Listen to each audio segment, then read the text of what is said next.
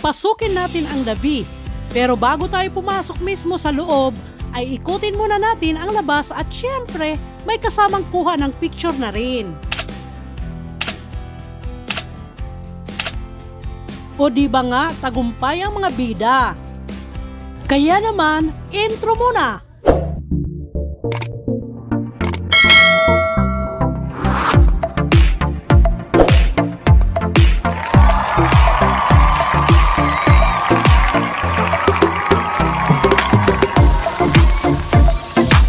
Kung bago ka lang sa aking channel, just click like, subscribe, and ring the bell. Hi all! Hayaan nyo munang isingit ko itong aking membership join button. Sa mga gustong magpa-membership sa aking channel, ay welcome na welcome po kayo. Magkakaroon kayo ng special perks tulad ng lagi kayong mention sa tuwing may bagong upload na video. At lagi kayong first priority na sagutin ang mga comments mo. At magkakaroon din kayo ng special badges sa tabi ng pangalan nyo sa tuwing magkomento kayo. May 3 po kayong kategorya na mapagpipilian level 1 to level 3. At pwede nyo pong i-cancel kahit anong oras na ibigin nyo. Kung gusto nyo pong makita ang mga offer ng membership, ay huwag pong mag-atubiling pindutin ang join button para makita nyo ang mga nilalaman ng bawat levels. Yun lang po! Salamat! Meron din silang pinaka-fountain rito na punong-puno ng mga matitingkad na kulay ng mga koi fish. Alam nyo ba, ayon sa mga Hapon, ang koi fish ay nangangahulugang magandang kapalaran o swerte? Ang isda na koi fish ay sumisimbolo sa swerte, kasaganaan at tiyaga.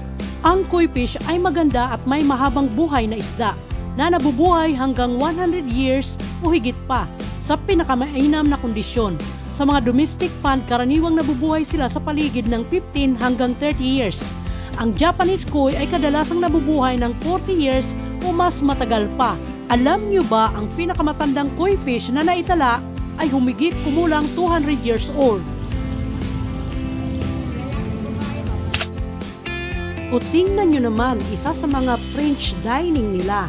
O syempre, ang mga bida hindi na naman nakatiis kaya nagpa-picture na naman.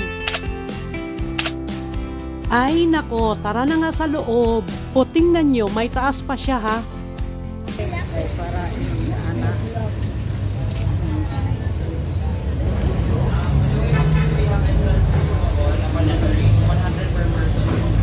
O ayan, narinig nyo ba ang sabi? Ang entrance ay 100 pesos per persons. So apat kami, 400 pesos ang binayaran. Consumable naman siya with foods and drinks. So choice nyo na kung gusto nyo kumain or take out na lang yung food for the price, syempre na binayaran mong entrance na 400 pesos.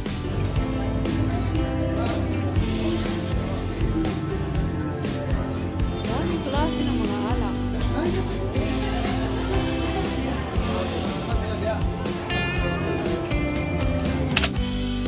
O ayan, nandito na tayo sa silar ng La Vie Parisienne. Ano nga bang ibig sabihin ng La Vie Parisienne? Ang La Vie Parisienne ay nangangahulugang Parisian life sa English. Alam nyo ba ang wine cellar na ito ay isa sa mga mas magandang lokasyon ng restaurant. Kaya naman ang mga dumarayo rito ay nagpapakuha ng mga picture para naman may mga remembrance sila na nakarating sila rito sa La Vie Parisienne. Dahil itinuturing din itong isang sikat na restaurant sa Cebu. Sabi nga nila, ang paglalakad sa maikling pasilyo ay parang dinadala ka sa isang lokal na tindahan ng alak sa Paris. Alam nyo ba, itong La Vie Parisienne ay tinatawag ding Little Slice o Paris in Cebu City na matatagpuan sa Gorordo Avenue sa Lahog.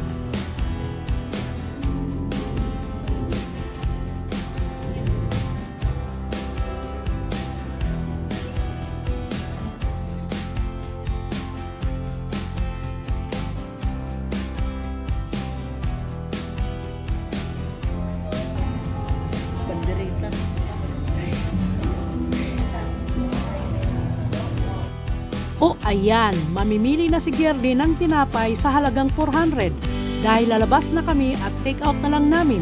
Ang plano lang naman talaga namin ay mangisyoso lang sa loob ng restaurant at nang masagot na rin ang katanungan na bakit dinarayo o sikat ang resto na ito. Yun na nga, sa mga mahilig mag-hangout ay okay na okay kayo rito.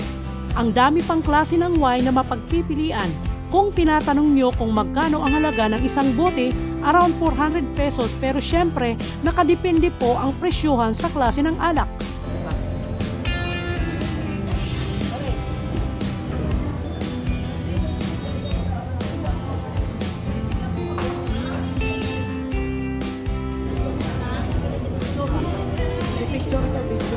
O siya, madam, your request is my command. Ayan, picture ka na.